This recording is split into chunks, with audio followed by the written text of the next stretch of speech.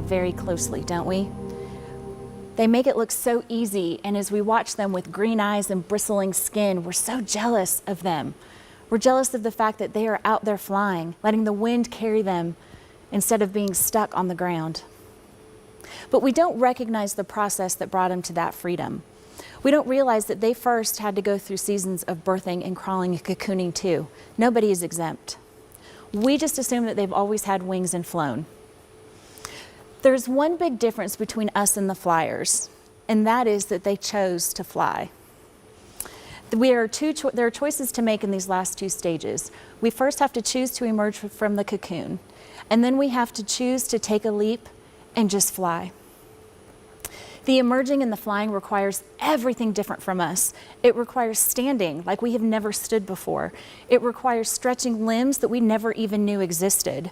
It requires putting into use all the new things born out of the process.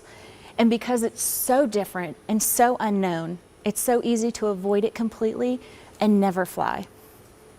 Flying brings freedom, but the freedom is not really in the flying. The freedom is in that first leap.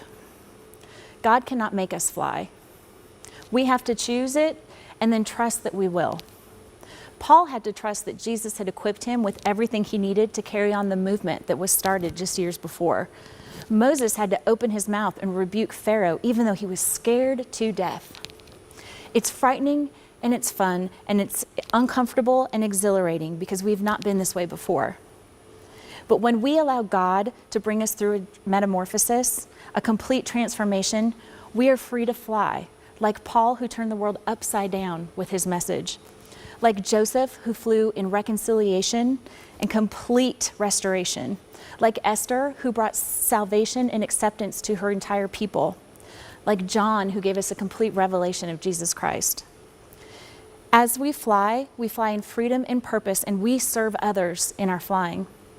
Christ served the world, Esther served the Hebrews, Paul served the Jews and the Gentiles, Joseph served his family and the Egyptian nation, Moses served the Israelites, David served his own people, the disciples served the church, and Abraham served every future generation. Who are you serving? If you think you're flying, check to see who you're serving. If you're not serving anyone, you're probably still cocooning. When we fly in confidence and assurance that the one who painted our wings has also painted the skies that we fly in. Embracing a life of becoming is to embrace the ebbs and flows, the ups and downs, the entire cycles of transformation, and the pain of being in process. Embracing a life of becoming is giving yourself permission to be exactly where you are in whatever stage that you're in, without angst or impatience or frustration.